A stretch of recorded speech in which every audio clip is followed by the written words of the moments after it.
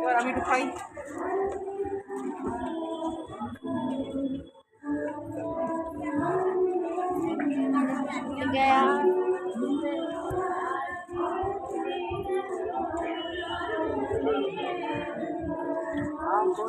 कोई दिक्कत नहीं बेटा।